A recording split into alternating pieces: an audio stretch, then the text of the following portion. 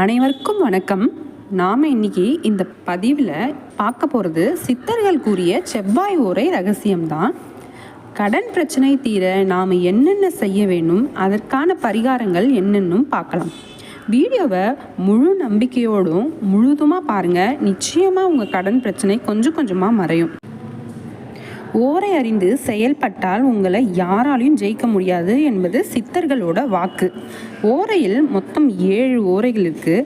அதில் நமக்கு நன்மைகளை மட்டுமே அள்ளி கொடுக்குற ஓரை எதுன்னு பார்த்தீங்கன்னா புதன் ஓரை, சுக்கிர ஓரை, குரு ஓரை.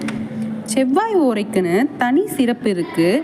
நாம் எவ்வளவு பெரிய கடனில் இருந்தாலும் சரி, கடனால் எல்லாத்தையுமே நீங்கள் தொலைத்துட்டு இருந்தாலும் சரி, ஒரு எளிய பரிகாரத்தின் மூலமாக நீங்கள் திரும்பியும் ஜெயிக்க முடியும். இழந்த சொத்துக்களையும் மீட்க முடியும். வெறும் பரிகாரங்கள் மட்டுமே போதுமா அப்படின்னா நிச்சயமாக இல்லைன்னு தான் சொல்லுவேன். உயர்வு அடைய நமக்கு உழைப்பு வேணும். உழைப்புக்கேற்ற ஊதியம் இருக்கணும். அந்த வருமானத்தை வச்சு சிக்கனமாக வாழ்க்கையை வாழணும். ஒரு சிலருக்கு உழைப்பு, ஊதியம், சிக்கனம் இது எல்லாமே இருக்கும். ஆனால் கையில் பணம் தங்கவே தங்காது. சேர்த்த பணம் எல்லாம் கடலில் கரைத்த பெருங்காயத்தை போல் போட்ட இடம் தெரியாமல் போயிடும். மேலே மேலே கடன் வாங்குகிற நிலைமையும் வரக்கூடும். இந்த சூழ்நிலை இருக்கவங்க இப்போ நான் சொல்கிற இந்த பரிகாரத்தை 100% முழு நம்பிக்கையோடு செவ்வாய் ஓரையில் செய்யுங்க. நிச்சயம் உங்கள் கடன் தொல்லையெல்லாம் குறைஞ்சி நல்ல ஒரு நிலைக்கும் நீங்கள் வரலாம். முதல்ல செவ்வாய் ஓரை நேரம் என்னென்னு பார்க்கலாம்.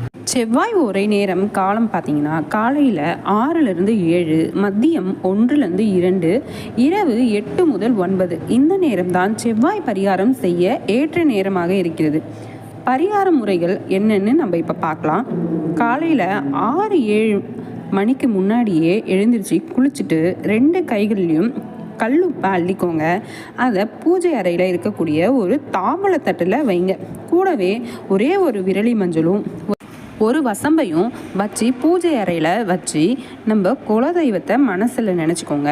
நினச்சிக்கிட்டு முழு மனதோடும் நம்பிக்கையாக என் கடன் பிரச்சனையெல்லாம் தீரணும்னு வேண்டிக்கோங்க. அடுத்ததாக மதியம் செய்ய வேண்டிய பரிகாரம் என்னன்னு பார்க்கலாம். இது ரொம்பவே ஒரு எளிய பரிகாரம் தான். மதியம் 1லிருந்து 2 மணி அளவில் பசுமாட்டுக்கு உணவளிக்கணும். இது ரொம்பவே ஒரு எளிய பரிகாரம் தாங்க.